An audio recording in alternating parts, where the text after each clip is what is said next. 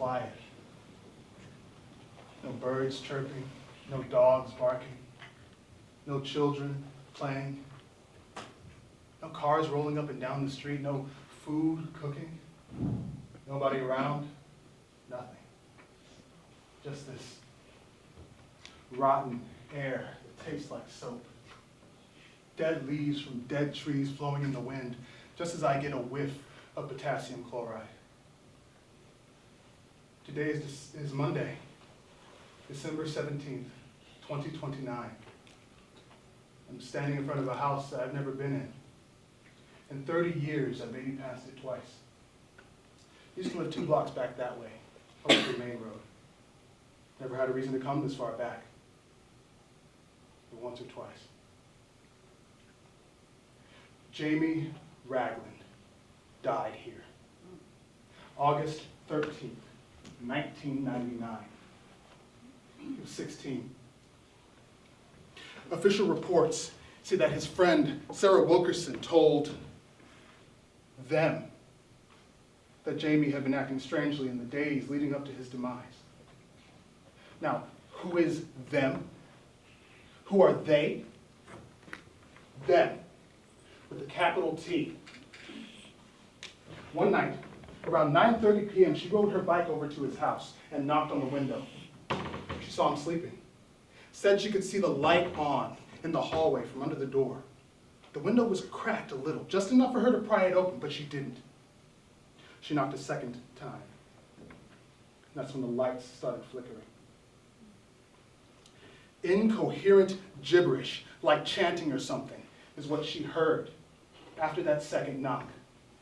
Then she heard a clicking sound. She focused to make out what it was as a pebble hit the window. The sound continued and sounded like it was happening all over the house. She called out for Jamie in a whisper. He didn't hear it. She knocked a third time.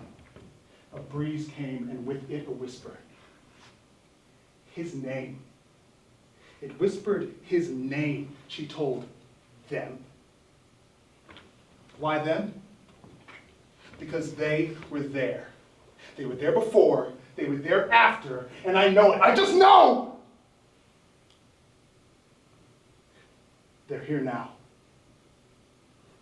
I feel it inside me. It sticks to my skin like the air. No one knows who they are, but I know this. He does. He had something to do with this. I know it. And then it happened. And she saw it all. It was a grisly scene. Bits and pieces and bloody bone fragments were scattered all over the room. There was blood everywhere, she said. The walls, the ceiling, the floor, everywhere. Horrified, she called 911. Cops showed up around 10 o'clock on the dot. They did what they could to console her. They got her statement, and they headed into the house. They didn't recover much. They didn't even find a body. All that was left of Jamie was scraped into a bag and carried out in a cooler. One of the cops even puked on the lawn. Really takes it out of you.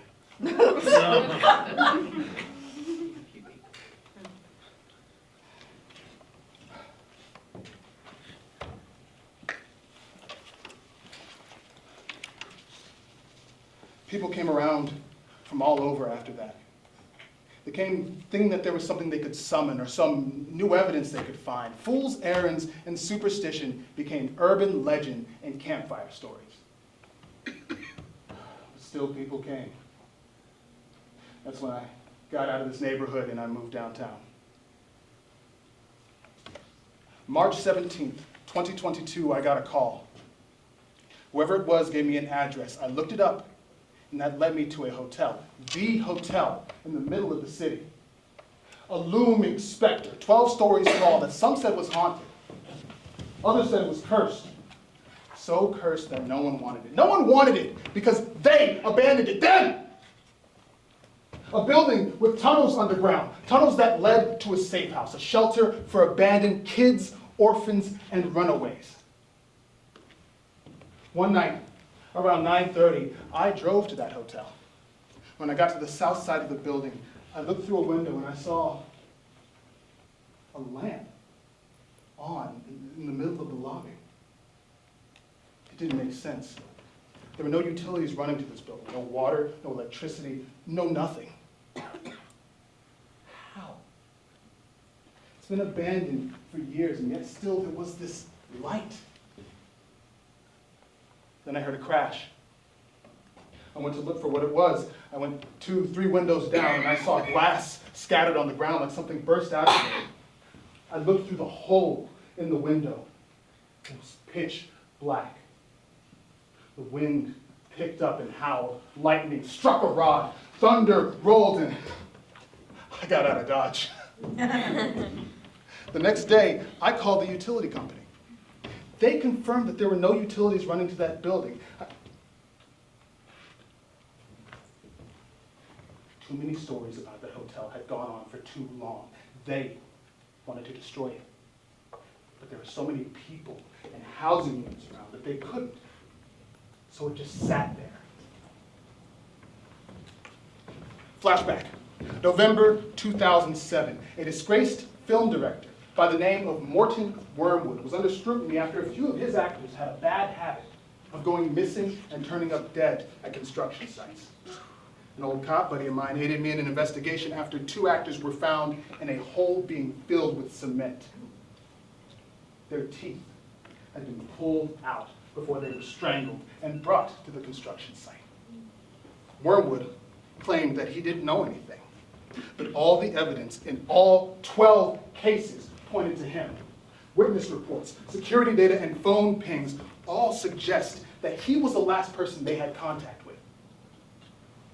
And it turns out, he lived in the aforementioned hotel. Lucky for me, it was 2007. It was easy to break into a hotel room. I got inside, I looked around the suite, and I found his office. It was remarkably sparse. I saw his desk. It was cluttered, typical for an eccentric, especially one that's a suspected serial killer. I took out my lockpick and I opened up each drawer in the desk. And when I opened up the last one, I found a black velvet bag.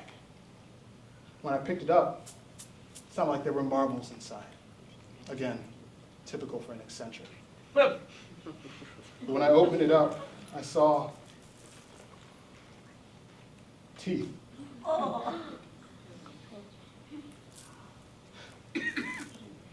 Under the bag, there were papers, deeds to the hotel, and a picture of Jamie Ragland. I turned in my findings to my friend, and he went to a judge to get a warrant for the arrest, but by the time they got here, Wormwood was already dead. Bit down on a cyanide capsule. And that bag of teeth was sitting right there in his lap.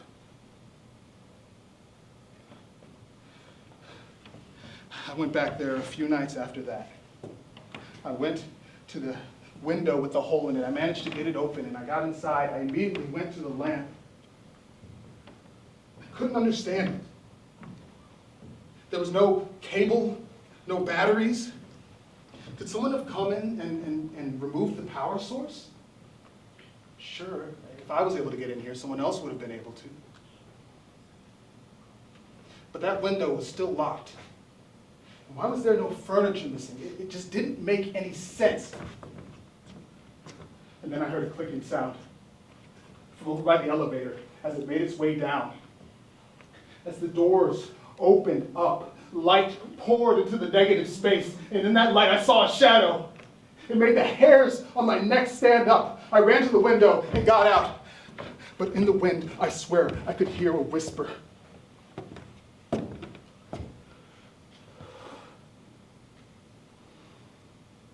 But today is December 17th, 2029. I'm standing in front of the house that Jamie Ragland died in. Finally, I walk in. There's little to no furniture. The windows are draped with curtains. There's not much light, but I can tell that the walls are white.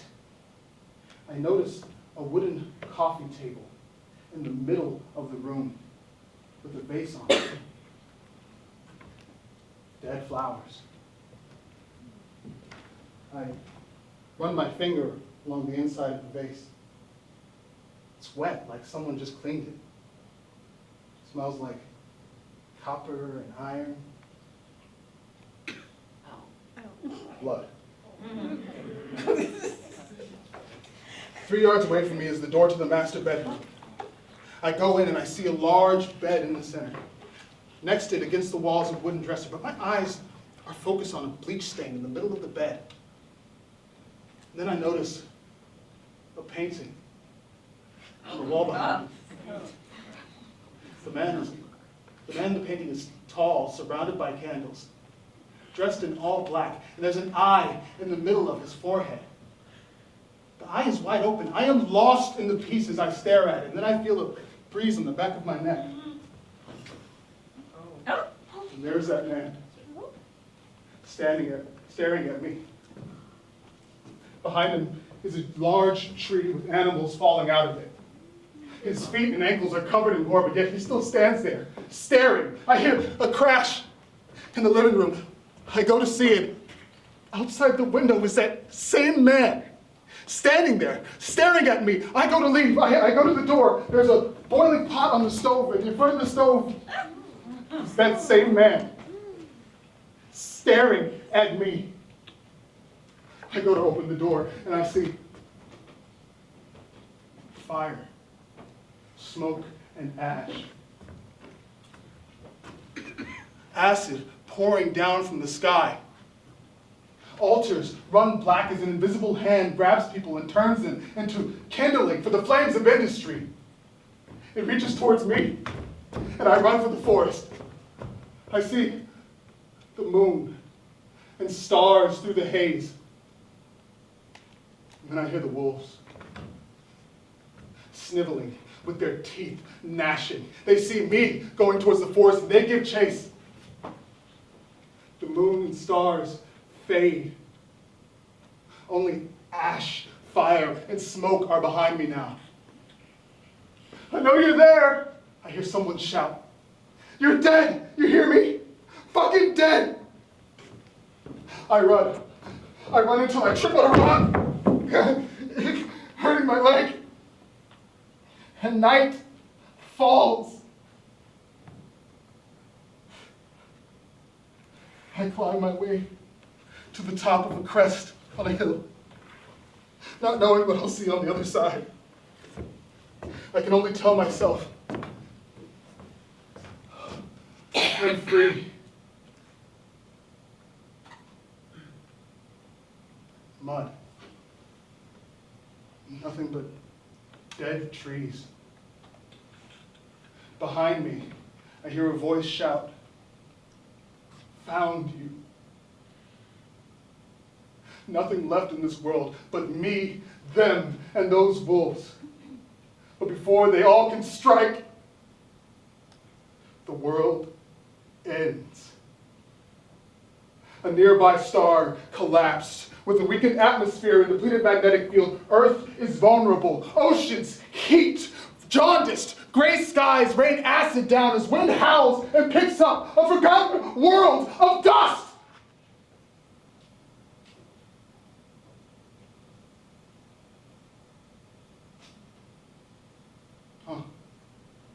It's quiet. No birds chirping, no dogs barking, no children playing. No cars rolling up and down the street. No food cooking. Nobody around. Nothing. Just this rotten air that tastes like soap. Dead leaves from dead trees drifting in the wind, just as I get a taste of potassium chloride.